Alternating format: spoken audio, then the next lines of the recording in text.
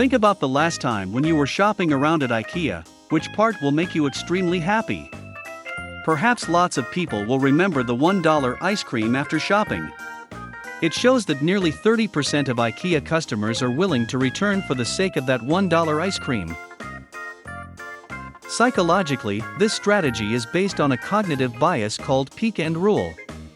When recalling the experience of a past adventure, people can only memorize several positive or negative moments at peaks and the final moment at the end. They will judge the experience mainly based on those highlighted moments. For other ordinary or negative experiences which may occupy most of the time during the adventure, they may be totally forgotten. IKEA's $1 ice cream is a good example to prove this bias. When you are shopping at IKEA, you may have a lot of good and bad experiences alternatively during the whole trip. For example, you may be extremely happy after finding a cup which can perfectly match the color of your table. Also, you may be sad when it takes a great effort to move furniture from the rack to your trolley, etc. However, when you finish shopping and enjoy a $1 ice cream at the exit, you will get a positive moment at the end of your shopping journey. When you recall the past experience for the whole trip, most people will remember the last positive moment, the $1 ice cream, and thus consider the overall shopping experience as positive.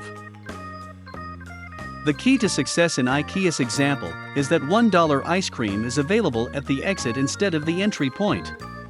If customers will get the ice cream before entering IKEA, the positive experience may be replaced by subsequent negative experiences, and thus the peak-end rule will not work. Another marketing strategy behind IKEA's $1 ice cream is the loss leader strategy.